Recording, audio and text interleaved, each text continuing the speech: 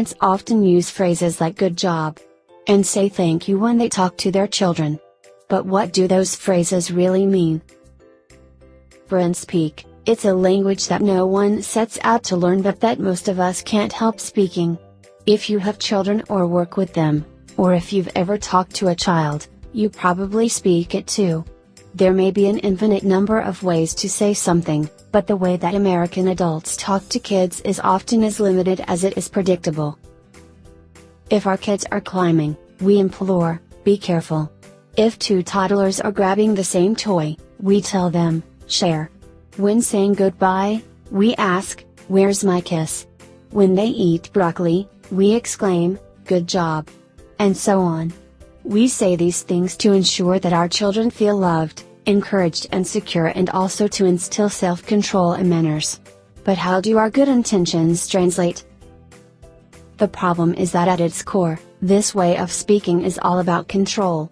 We use it to tell our kids what we want them to say sorry, how we want them to feel, "You're okay," what we want them to do, "Behave yourself," and what will happen if they don't, "Do you want a timeout?" In other words, brain speak is about compliance, and that often keeps us from understanding the feelings, motivations, thoughts and behavior of our children. Rather than teaching them to communicate and problem solve, we are essentially teaching them to obey. I have been as guilty of defaulting to this way of talking as anyone else. I recall one particular playdate when my daughter, Jules, was 4. We were leaving, and I was chatting with the other mom when I turned to Jules and asked, "Can you thank Beth for having you over?" As if Jules should have known that our brief silence was her cue to express gratitude. She looked down. "Jules?" I asked more pointedly. "Thank you," she dutifully mumbled. My heart sank. My sparkling daughter seemed so cowed. It was like I was a ventriloquist and Jules, my dummy. I know how I'd feel if my boss said, "Jennifer, can you thank Keith for listening to our presentation?" I'd feel demeaned and resentful, and I imagine Jules felt no different.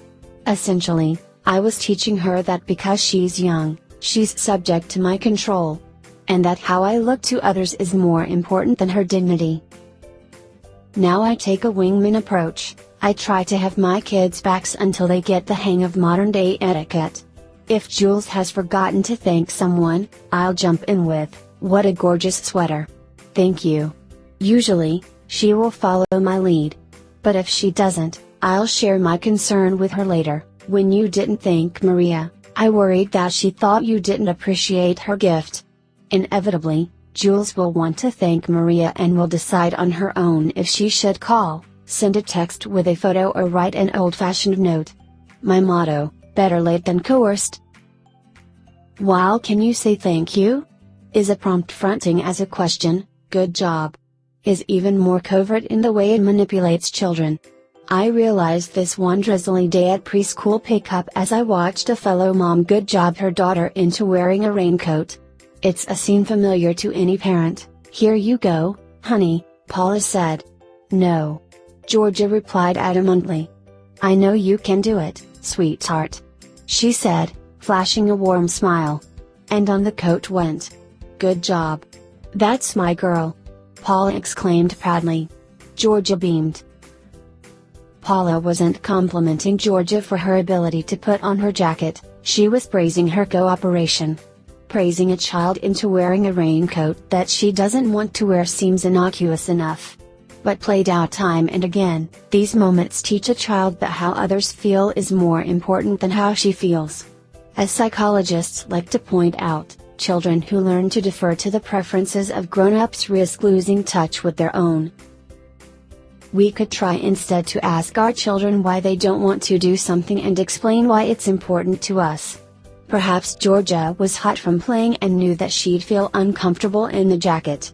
Maybe Paula was headed to the market and was afraid that Georgia would get too damp and cold. Once everyone's reasons are on the table, we can solve a problem together. That is a skill that will serve children better than blind obedience.